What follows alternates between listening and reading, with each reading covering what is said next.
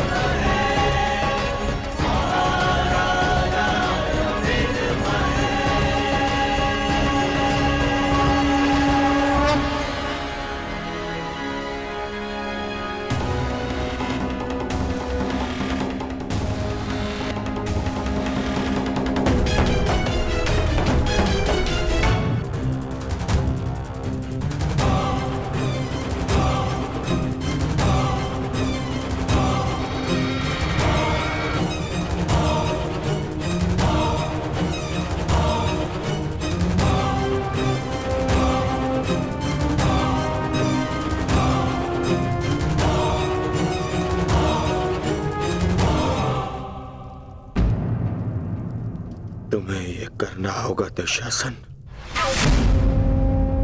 नहीं भ्राताश्री, ये मुझसे नहीं होगा।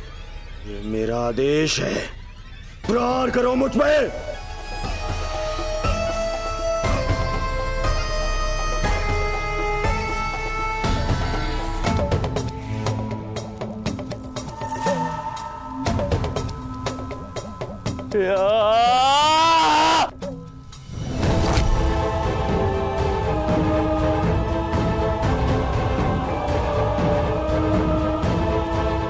और जोर से।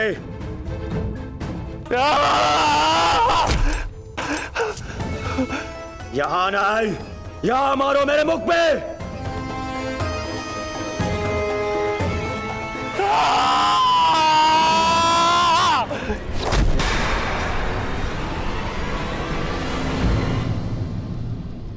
दुर्योधन,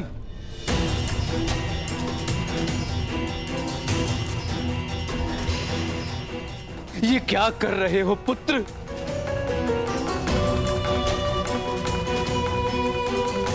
उस प्रहार की पीड़ा को न्यून करने का प्रयास कर रहा हूं जो आपने मुझ पर किया है। शासन, मारो मुझे।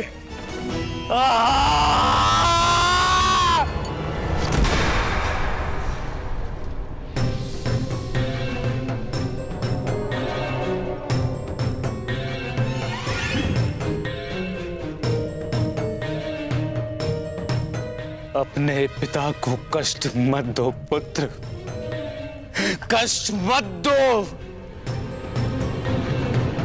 मैं तुम्हारी पीड़ा सह नहीं सकता।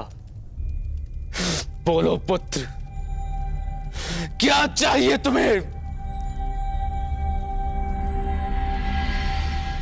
क्या चाहिए? क्या चाहिए मुझे? मुझे जो चाहिए था वो तो आपने उस युधिष्ठिर को दे दिया पिताश्री। उस युधिष्ठिर को!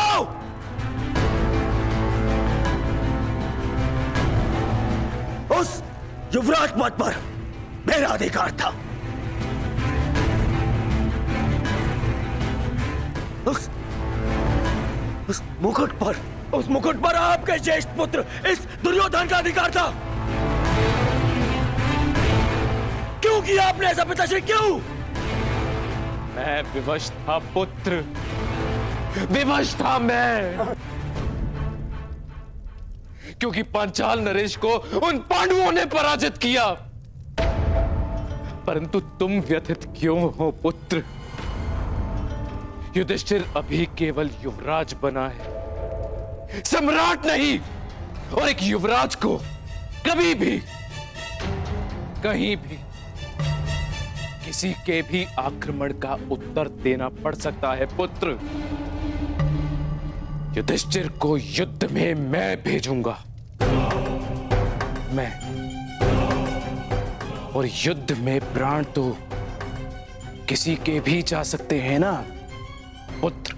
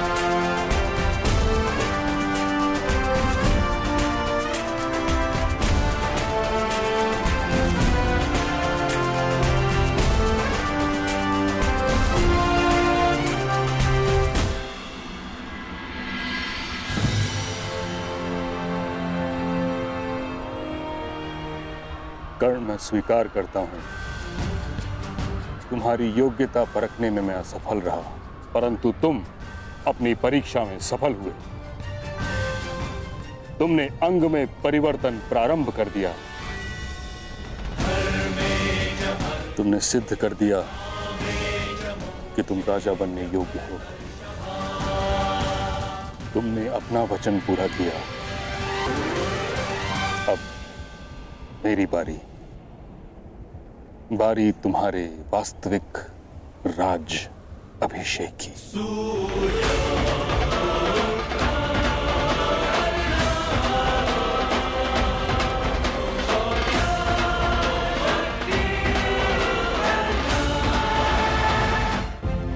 प्रयास यही है ऋषाली, परंतु मेरा लक्ष्य पाना इतना सरल नहीं।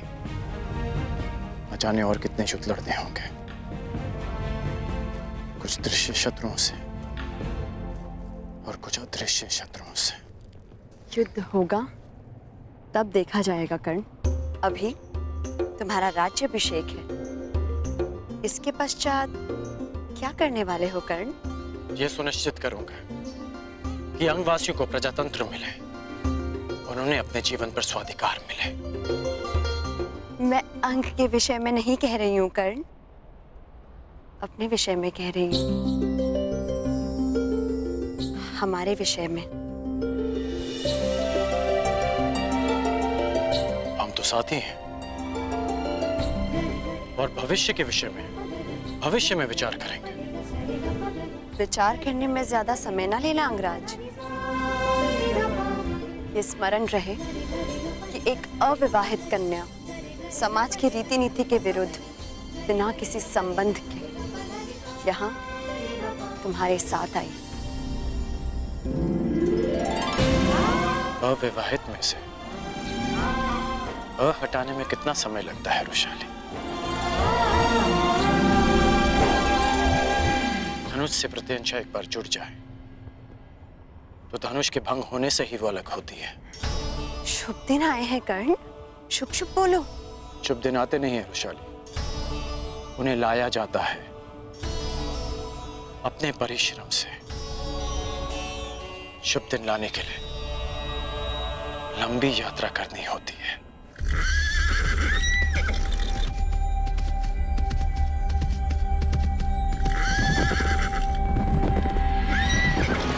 अंगराज कर्ण की, अंगराज कर्ण की, अंगराज कर्ण की, अंगराज कर्ण की, अंगराज कर्ण की, अंगराज कर्ण की।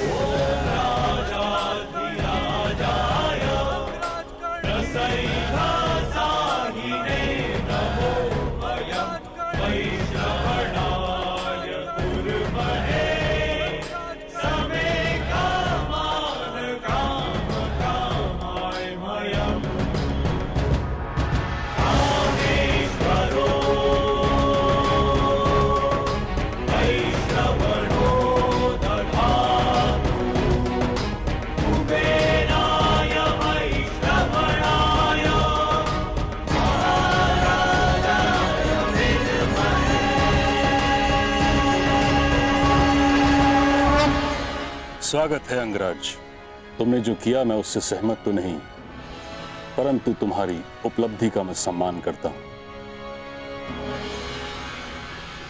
तुमने अपनी प्रतिज्ञा पूर्ण की, बधाई हो।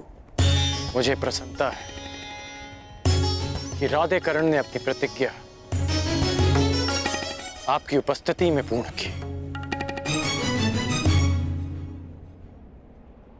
अंगवासियों, आपके राजा ने अपने पराक्रम, निष्ठा और शौर्य से एक राजा होने के अर्थ को सार्थक किया है। मैं शांतनुसूत भीष्म 5 तत्वों 7 तलों और आप सभी को साक्षी रख के मैं राधेकर्ण को अंग प्रदेश का राजा घोषित करता हूं।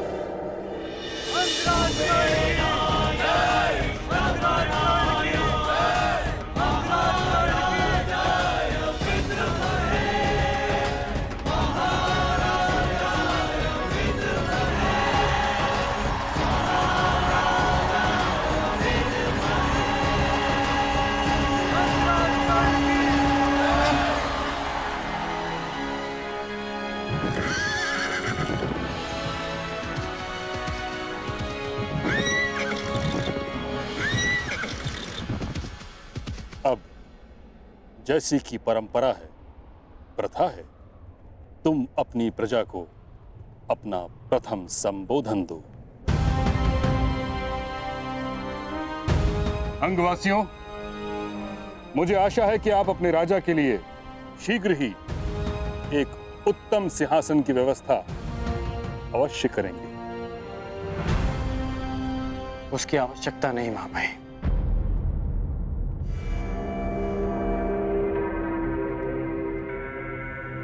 अंगराज कर्ण की, अंगराज कर्ण की, अंगराज कर्ण की, अंगराज कर्ण की।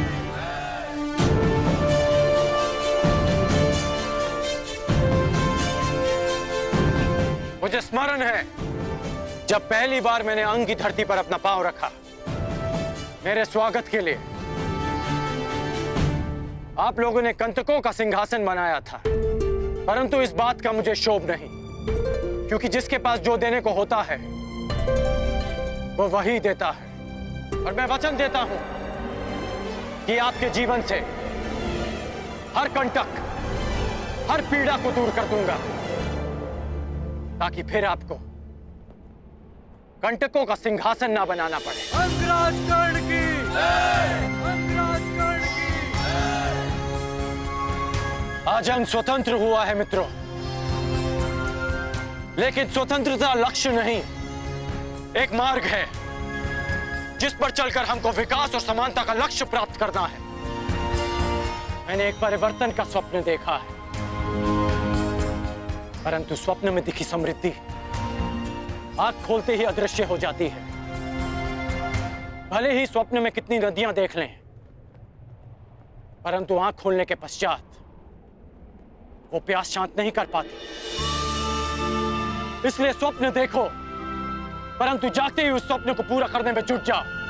अपने लक्ष्य की ओर आगे बढ़ो। अंगराज कर्ण की, अंगराज कर्ण की, अंगराज कर्ण की। मुझे भले ही अंगराज की पदवी मिल गई हो, परंतु मैं आज भी सूत पुत्र राधेकर्ण हूं। वो राधेकर्ण जिसे योग्यता के अनुकूल भी सम्मान नहीं मिला।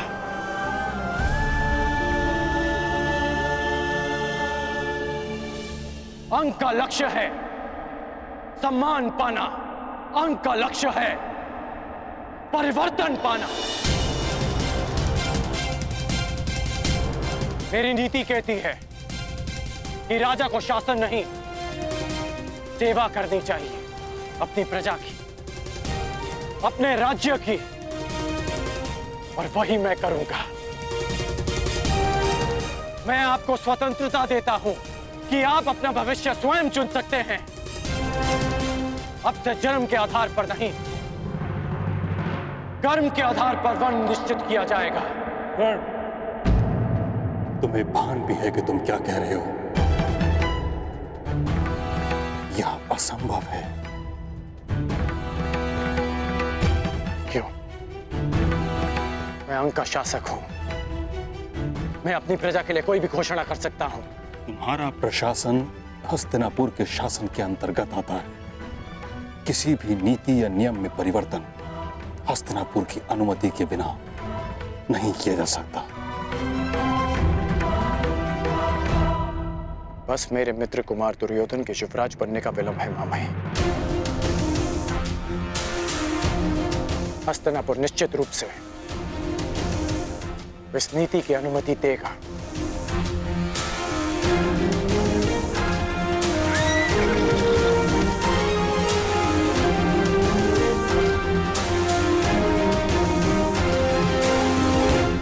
ये कौन है? लगता है कोई संदेश आया है।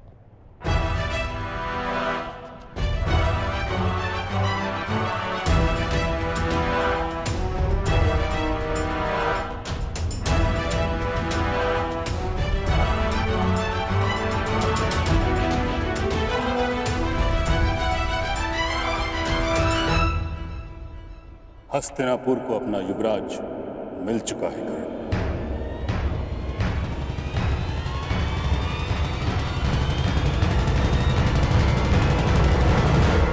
युधिष्ठिर को युवराज के पद पर शोभित किया गया है। अब तुम्हें कोई भी नीति लागू करने के लिए अपने मित्र दुर्योधन से नहीं, युधिष्ठिर से अनुमति लेनी होगी।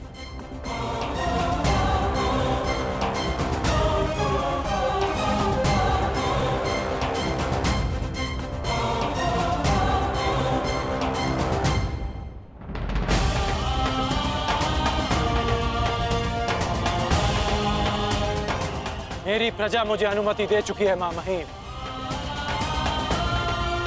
अंग की प्रजा में परिवर्तन आ चुका है। शीघ्र ही परंपरा में भी परिवर्तन आएगा। यदि मैं जरासंध को पराजित कर सकता हूं तो मैं अन्याय और अनीति के इस दानव को भी पराजित करूंगा। जिस तरह अंगवासियों ने इस बांध को तोड़ा है, उसी तरह परंपरा और अन्याय का यह बांध भी टूटेगा जिसने हमारी जीवन धारा को रोक रखा है। परंतु अभी मुझे अपने मित्र के पास जाना होगा। इस समय उसे मेरी आवश्यकता है। उसे बहुत बड़ा आघात लगा होगा मामाई। आज्ञा दीजिए।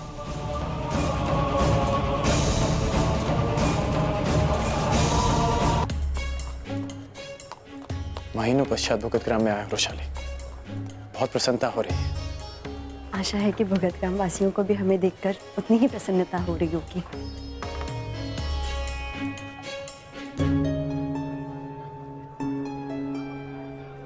कुछ तो हुआ है यहाँ पे।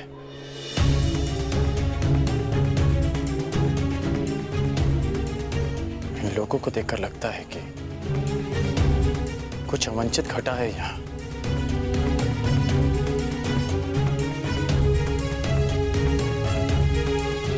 नहीं कर्ण, ऐसा कुछ नहीं है। तुम मुझे यहाँ छोड़ो और कुमार दुर्योधन के पास जाओ। इस समय उन्हें तुम्हारी आवश्यकता है। वैशाली, यहाँ की जो भी समस्या है उसका हल तुम लौटकर भी निकाल सकते हो कर्ण, परंतु इस समय तुम्हारा कुमार दुर्योधन के साथ होना अधिक आवश्यक है। ठीक है वैशाली, मैं शीघ्र लौट कर आता हूँ।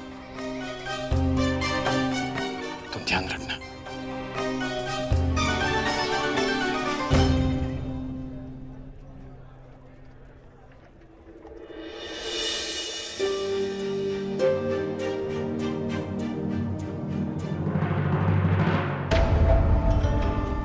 युधिष्ठिर को युद्ध में मैं भेजूंगा। मैं, और युद्ध में प्राण तो किसी के भी जा सकते हैं ना पुत्र। सत्यवचन महाराज, सत्यवचन।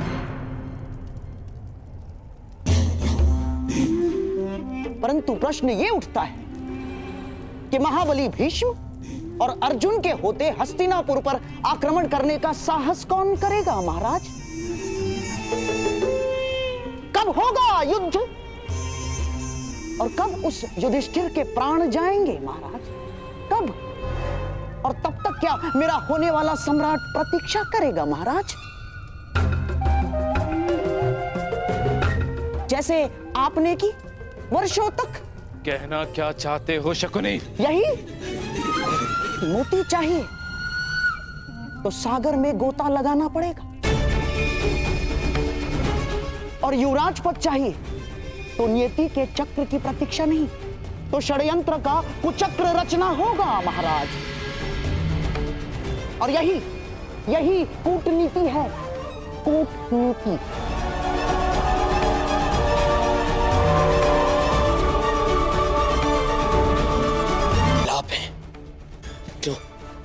जो मेरे मन की व्यथा को समझ सकते हैं। मैं उन पांडवों की उन्नति से क्रोध में जल रहा हूं मामा, क्रोध में जल रहा हूं मैं। तुम्हारे इस क्रोध की अग्नि को संभाले रखना। ये तुम्हें जलाने के लिए नहीं, तुम्हारे शत्रु को भस्म करने के लिए है। विस्तार में बताइए मामा। दुर्योधन को पहली समझ में नहीं आती। पहेली ही कुचक्र की नींव होती है दुर्योधन। तुम्हारे भविष्य के प्रासाद के लिए एक योग्य वास्तुशास्त्र की आवश्यकता है।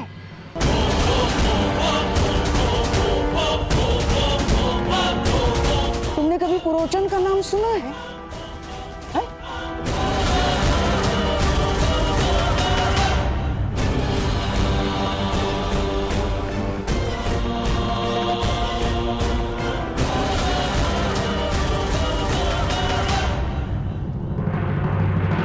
मामा श्री बता रहे थे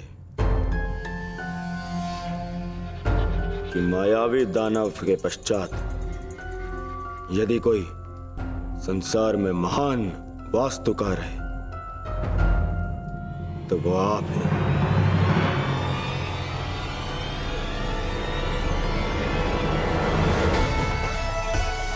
परंतु क्या ये कार्य आप कर पाएंगे पुरोचन? मैं एक विध्वंस किए हुए नगर का पुनः निर्माण भी कर सकता हूं और एक महानिर्माण से विध्वंस का सूत्रपात भी कर सकता हूं।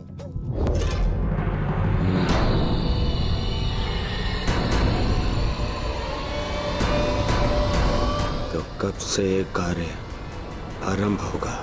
समझिए प्रारंभ हो गया इस विध्वंसक निर्माण का।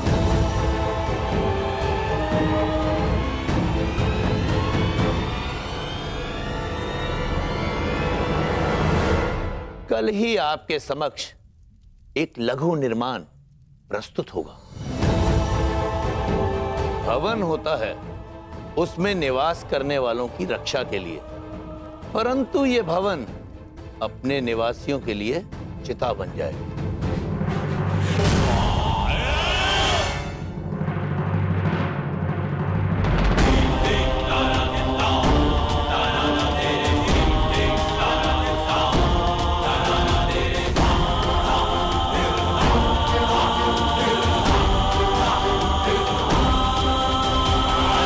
का गुण होता है ये जलता है और बुझ जाता है, परंतु लाख का ये गुण होता है कि ये जब तक जलता है जब तक जलने वाला भस्म न हो जाए। और ये भवन संपूर्ण लाख का बना होगा और ये होगा आपका लाक्षागृह। परंतु स्मरण रहे, इस लाक्ष्य ग्रह के भीतर स्थित मेरे हर एक शत्रु का भस्म भी नहीं मिलना चाहिए। मुझे मेरे हर एक शत्रु का विनाश चाहिए। विनाश।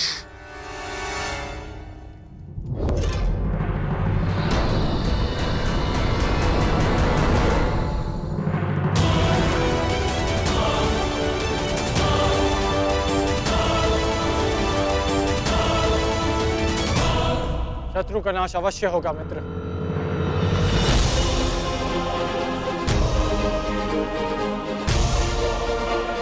अभी चलकर शत्रुओं को चुनौती देते हैं। आज्ञा दीजिए।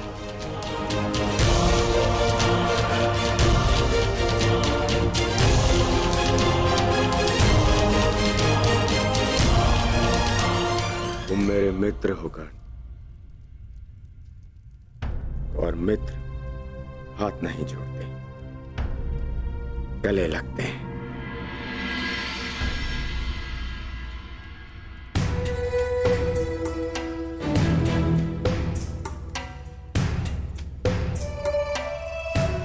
यदि आचार्य द्रोण अनुमति देते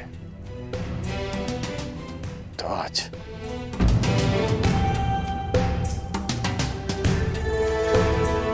जानता हूं, यदि आचार्य द्रोण ने तुम्हें मेरे साथ में युद्ध में भेजा होता तो मेरे शत्रु मेरे सेवक होते आज। तो अभी चलकर उन्हें पराजित करते हैं।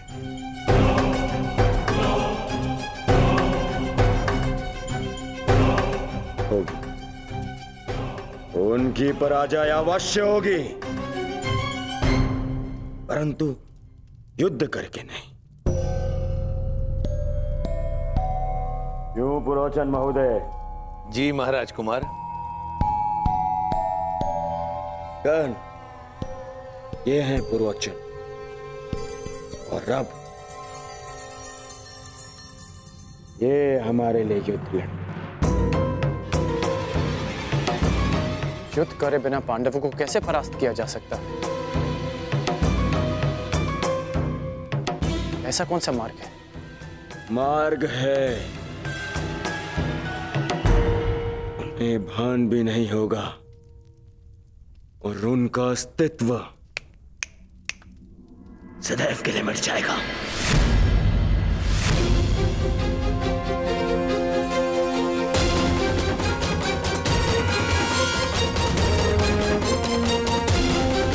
नए युग का सूत्रपात करेगी। प्रयास यही है वैशाली, परंतु मेरा लक्ष्य पाना इतना सरल नहीं। न जाने और कितने युद्ध लड़ने होंगे, कुछ दृश्य शत्रुओं से और कुछ अदृश्य शत्रुओं से। युद्ध होगा तब देखा जाएगा कर्ण। अभी तुम्हारा राज्याभिषेक है, इसके पश्चात क्या करने वाले हो कर्ण? यह सुनिश्चित करूंगा कि अंगवासियों को प्रजातंत्र मिले और उन्हें अपने जीवन पर स्वाधिकार मिले। मैं अंग के विषय में नहीं कह रही हूँ कर्ण, अपने विषय में कह रही हूँ, हमारे विषय में। हम तो साथी हैं और भविष्य के विषय में भविष्य में विचार करेंगे। विचार करने में ज्यादा समय ना लेना अंगराज। ये स्मरण रहे कि एक अविवाहित कन्या समाज की रीति नीति के विरुद्ध बिना किसी संबंध के यहाँ तुम्हारे साथ आई। अविवाहित में से अ हटाने में कितना समय लगता है वैशाली? ना पांडवों को कैसे परास्त किया जा सकता है? ऐसा कौन सा मार्ग है? मार्ग है, उन्हें भान भी नहीं होगा और उनका अस्तित्व सदैव के लिए मिट जाएगा।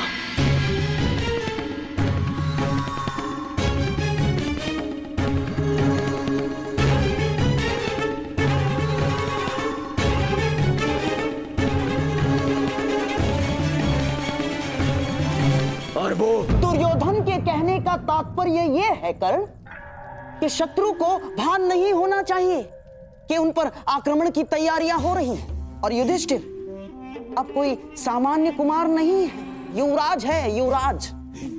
और उस पर आक्रमण करने से पूर्व भीषण तैयारियां करनी होंगी, और वो भी गुप्त रूप से, है ना मेरे होने वाले सम्राट?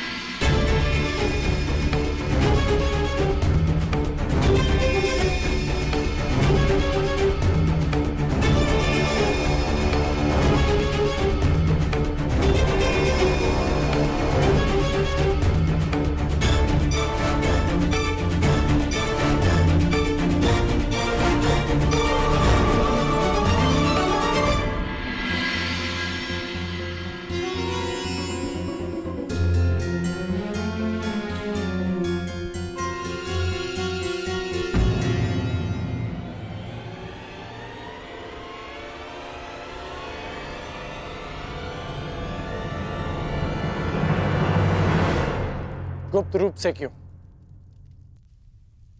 तुम तैयार हो, मैं प्रस्तुत हूं, और अब तो मगध नरेश भी एक पुकार में है। सहायता के लिए प्रस्तुत हो जाएंगे मित्र। हाँ मित्र, जरासंध विजय पर मैं तुम्हें बधाई देना तो भूल ही गया। अद्भुत अद्भुत कर्ण, तुमने मगध नरेश को पराजित नहीं किया है, बल्कि दुर्योधन के विश्वास को जिताया है। ये मुकुट तुम पर बहुत शोभा देता है कर्ण। मित्र, मैं भी तुम्हारा हूं, ये मुकुट भी तुम्हारा है। ये मुकुट मेरे लिए महत्व नहीं रखता, मेरे लिए केवल एक बात महत्व रखती है, ये अति शीघ्र ही मेरा मित्र हस्तिनापुर के सिंहासन पर विराजमान हो।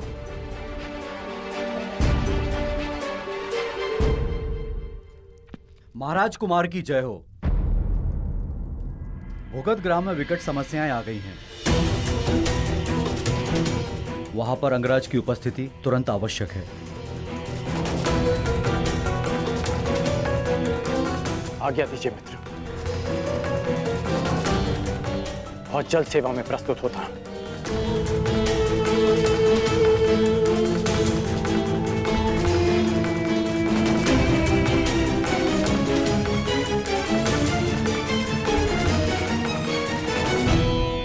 क्या बात है मामा, क्यों रोका मुझे आपने?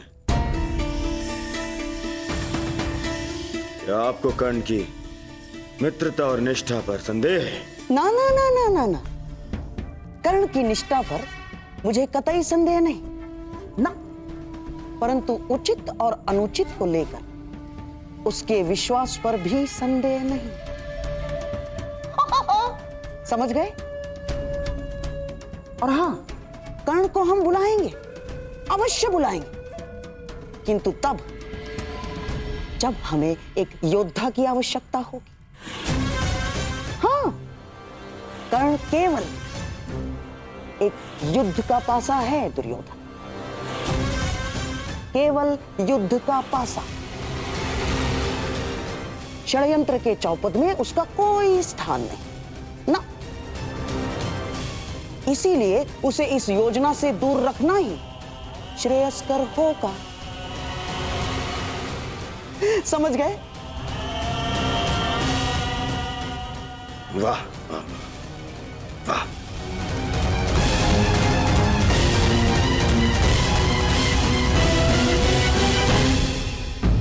इसकी हर वस्तु को नष्ट कर दो। अरे इतने दिनों तक ये कर्ण के साथ रही, अविवाहित होने के पश्चात भी।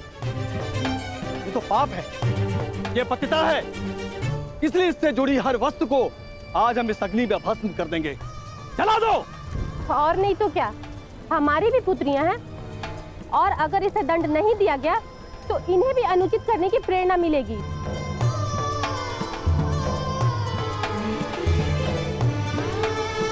पिताश्री, आप कुछ कहते क्यों नहीं?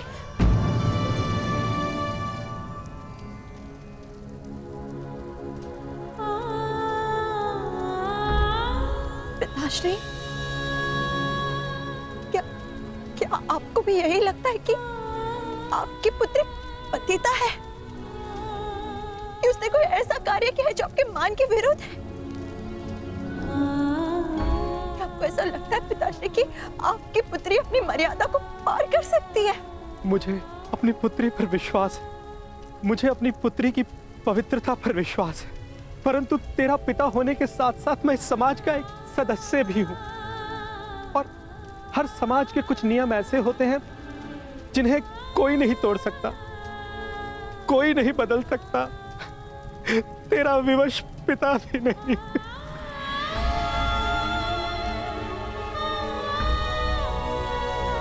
जला दो इसकी सारी वस्तुओं को और इसे इस भुगत ग्राम से बाहर निकाल दो। यहां पर इसके लिए कोई स्थान नहीं है।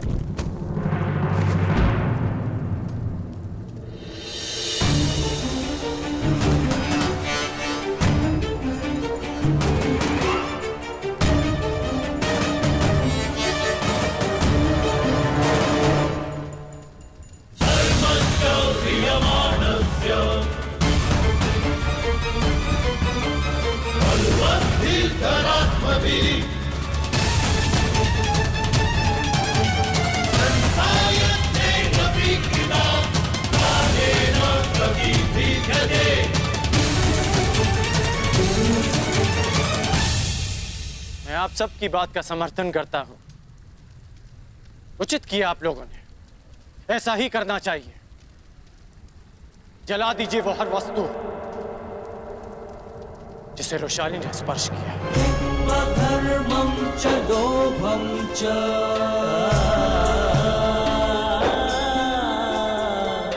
मोहं च भ्रमस्थितः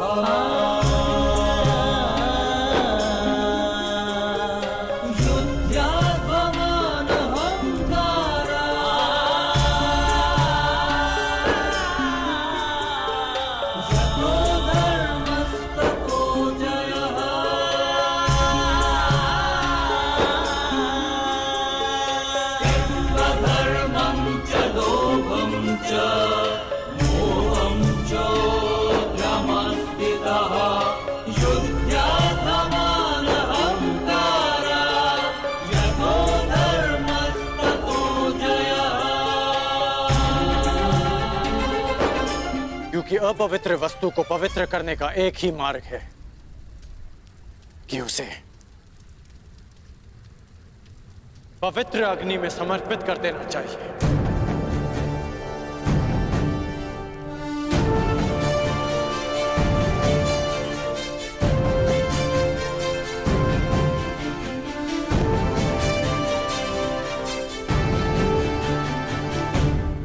अगर आप सबको लगता है कि रुशाली भी अशुद्ध है तो इसे भी जला दो, परंतु इस नाते आप सबको भी इस अग्निकुंड में कूदकर अपने प्राण दे देने चाहिए, क्योंकि आप सबने भी रुशाली की वस्तुओं को स्पर्श किया। आप में और उन उच्च वर्ग के नागरिकों में कोई अंतर नहीं। वो आप पर अनीति करते हैं क्योंकि वो आपसे अधिक शक्तिशाली हैं, और आप रुशाली पर अन्याय करते हैं क्योंकि आपको लगता है कि वो आपसे दुर्बल है। हाँ, रुशाली अविवाहित है, परंतु विवाहित तो मैं भी नहीं, और हम दोनों साथ थे। फिर आपने केवल रुशाली का बहिष्कार क्यों किया, मेरा क्यों नहीं?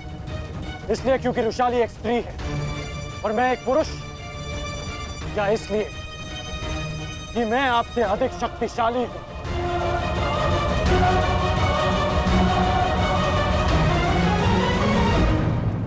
आपने कहा था कि आपकी भी पुत्रियां हैं, फिर आप ऐसे कैसे कर सकती हैं?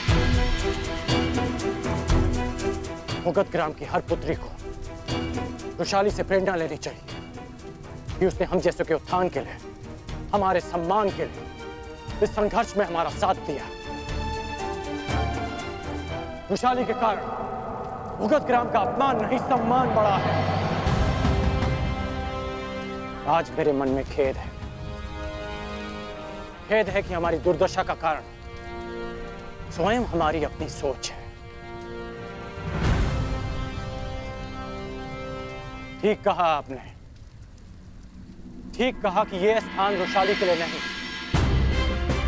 क्योंकि उसमें और आप में बहुत अंतर है। जब भी आपको देखता हूं तो मन धुतकारता है कि मैं किसके लिए संघर्ष कर रहा हूं, और जब भी रुशाली को देखता हूं तो अनुभव होता है कि हाँ, मुझे उसके लिए संघर्ष करना है।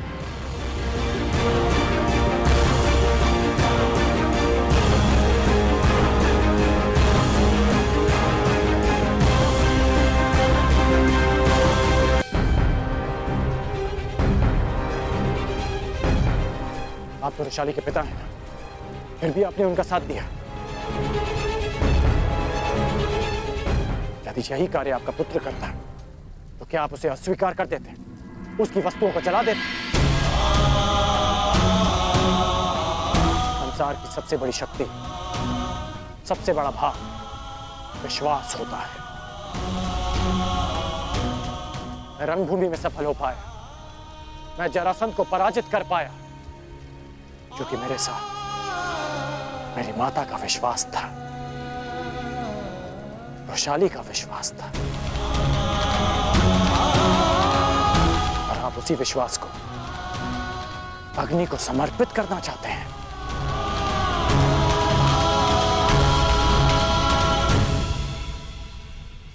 मुझे रुशाली पर विश्वास है, उसकी पवित्रता पर विश्वास है, उसकी महानता पर विश्वास है। कर्ण को हर स्त्री की शक्ति पर विश्वास है। रुशाली अब यहां नहीं रहेगी। रुशाली अब भुगत ग्राम में नहीं, अंग देश में रहेगी। वो अंग जो समानता में विश्वास करता है, वो अंग जो परिवर्तन का प्रयास करता है।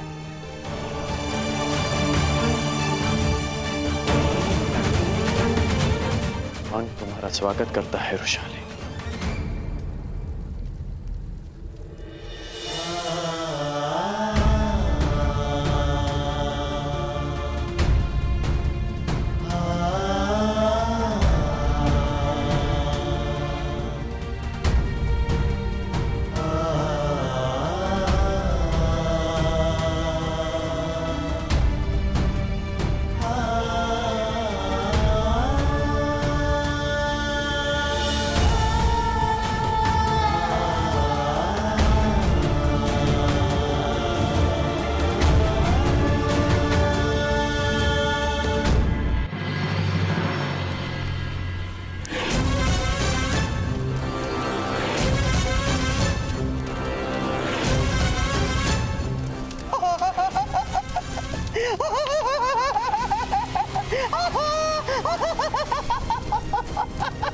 अद्भुत अद्भुत पुरोचन।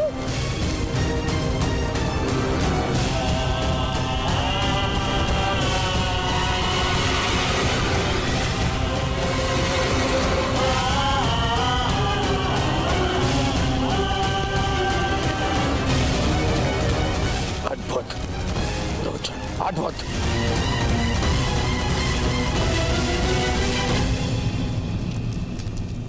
परंतु क्या ये लक्ष्य ग्रह भी इसी लघु स्वरूप की तरह कार्य करेगा?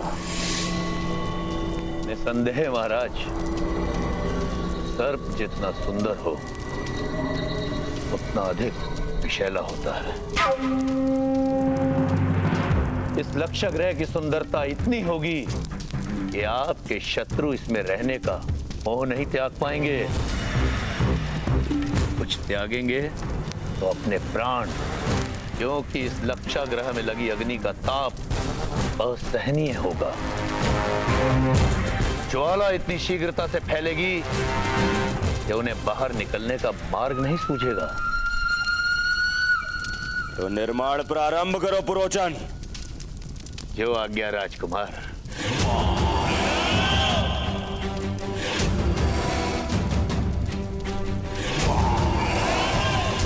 मामा,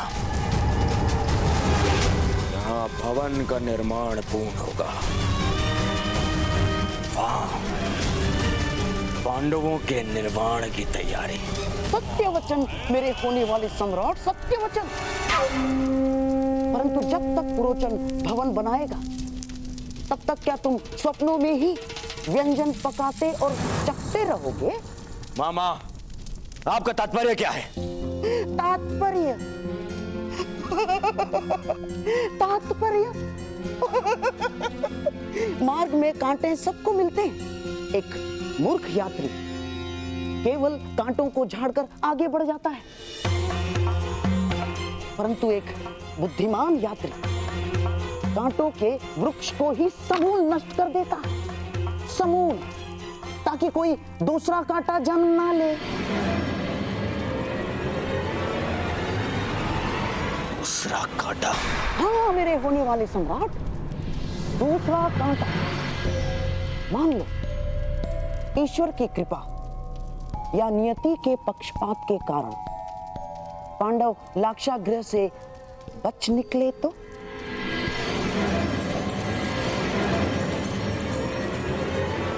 क्या करूं मामा श्री? विवाह। मामा, क्या कह रहे हैं आप? विवाह?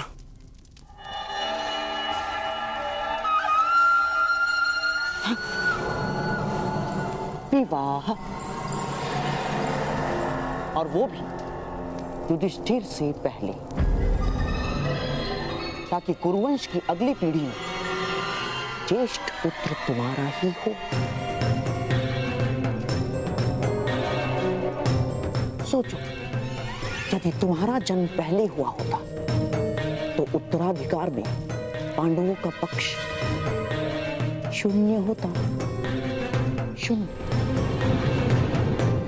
पांडव नामक कांटे के वृक्ष से अगला शूल तुम्हें न चुभ जाए, इसलिए युधिष्ठिर से पहले तुम्हें विवाह करना ही होगा।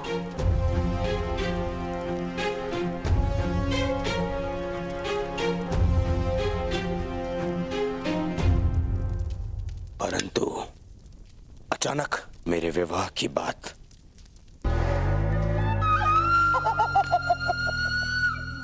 मामा श्री, राजनीति की चौसर पर अंतिम चाल क्या होगी, ये पहली चाल चलने से पूर्व ही सोच लेना चाहिए दुर्योधन। गुप्तचरों से सूचना प्राप्त हुई है कि कलिंग के कन्या के स्वयंवर का न्योता कल राजसभा में आने वाला है, और कलिंगवासी युद्ध कौशल के लिए विख्यात है। सोचो सोचो मेरे होने वाले सम्राट, सोचो, ऐसे कुल का जामाता कोई बनेगा तो उसकी शक्ति अपने आप ही बढ़ जाएगी, और युवराज होने के नाते युधिष्ठिर को स्वयंवर में जाने को कहा जाएगा। ऐसे में तुम्हें क्या करना है ये तुम भली भांति जानते हो मेरे होने वाले सम्राट।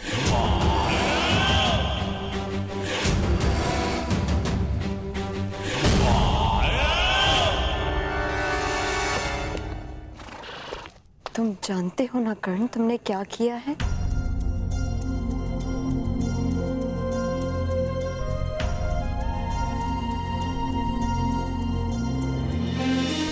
अग्नि को साक्षी मानकर मुझे मेरे घर से अपने घर ले जा रहे हो। जानते हो ना इसका अर्थ?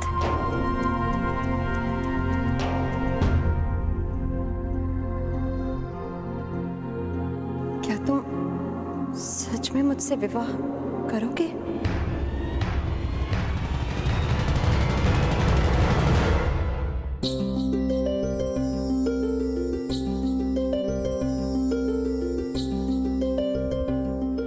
अपना हाथ आगे बढ़ा।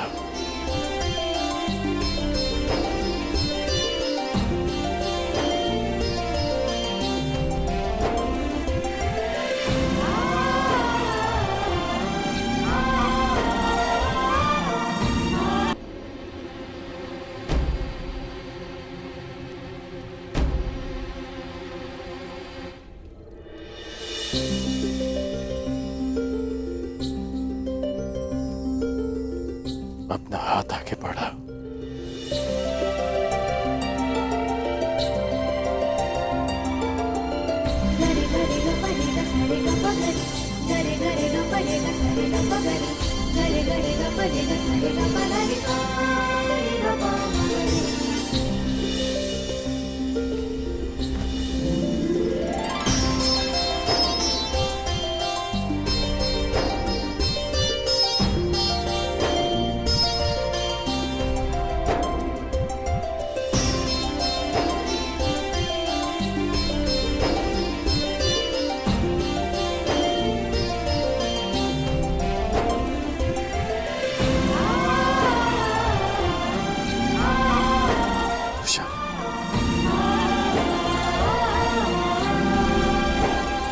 तुमसे विवाह करना चाहता हूं।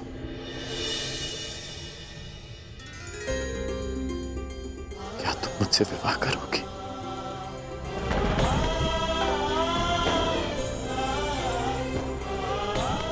हाँ, वृषाली राधे कर्ण से विवाह करेगी।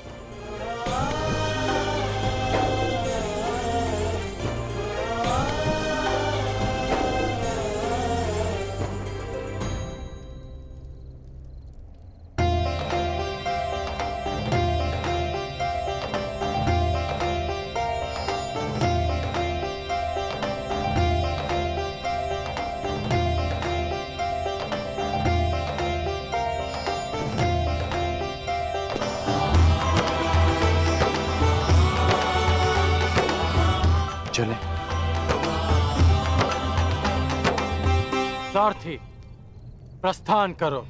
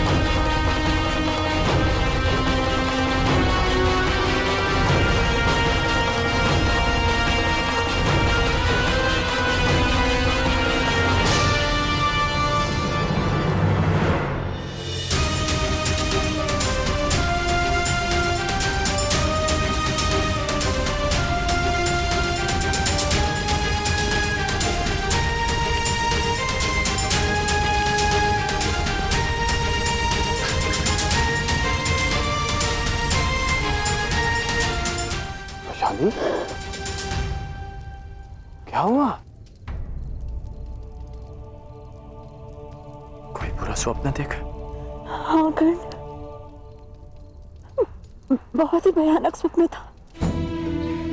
मैंने देखा कि तुम विवाह की पोशाक में किसी स्त्री के साथ रथ पर सवार हो और मैं सारथी बनकर रथ की भागदौड़ संभाले हूँ। ऐसे स्वप्न कैसे आ सकते हैं मुझे? तुम स्वप्न में भी किसी और स्त्री के साथ कैसे विवाह कर सकते हो? स्वप्न तुम्हारा और आरोप मुझ पर। छेड़ो मत मुझे कर्ण। मैं बहुत भयभीत हूँ। मैंने सुना है कि स्वप्न भविष्य का संकेत होते हैं। मुझे ऐसा स्वप्न क्यों आया? कहीं यही मेरा भविष्य तो नहीं? शांत हो जाओ रोशानी, शांत हो जाओ। अच्छा बताओ कि तुम्हारे स्वप्न में तुमने उस स्त्री का मुख देखा?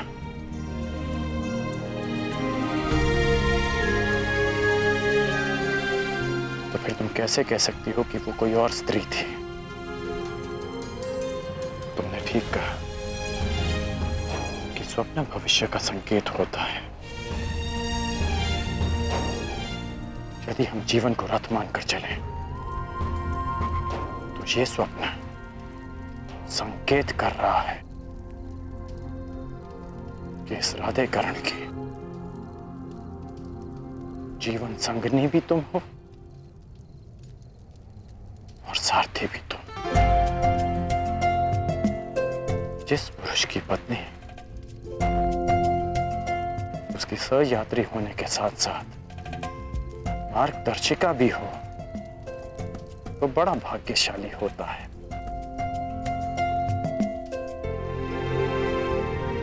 मैं बहुत भाग्यशाली हूं रोशानी।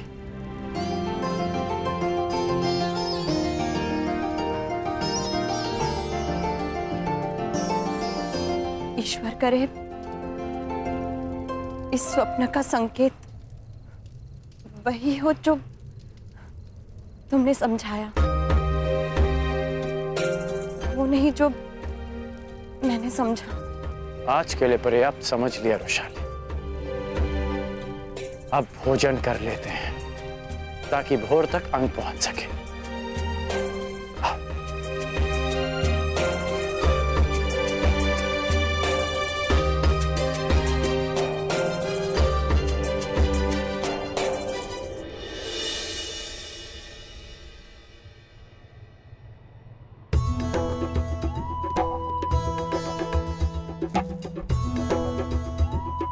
अंगराज कर्ण की, अंगराज कर्ण की,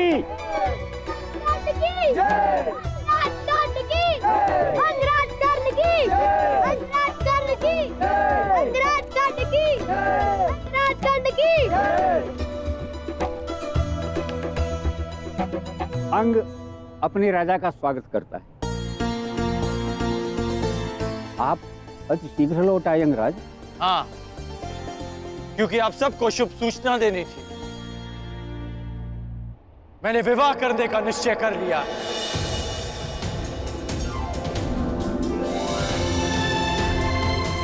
अंग देश को उसकी महारानी बहुत शीघ्र ही मिलेगी।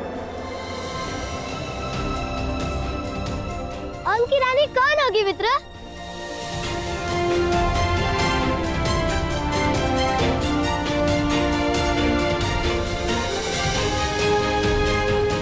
वो शीघ्र ही यहां आएंगी मित्र, स्वयं देख लेना।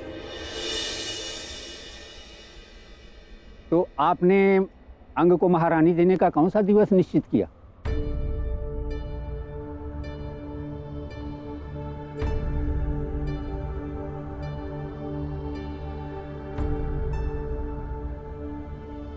पूर्णिमा से अगले दिवस प्रतिपद को विवाह होगा।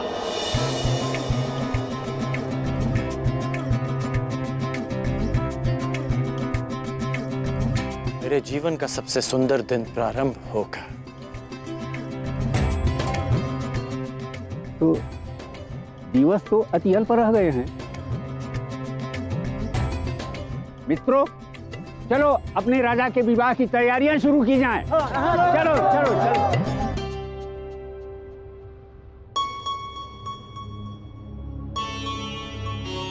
कर्ण,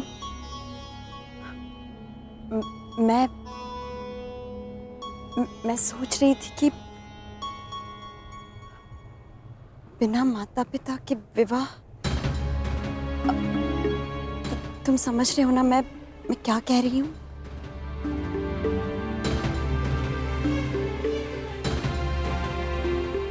वैशाली, हमारा विवाह माता पिता के आशीर्वाद से ही होगा। मैंने माता और पिताश्री को यहां आने का संदेश दे दिया है और तुम्हारे पिताश्री को भी निमंत्रण भिजवा दिया है वैशाली।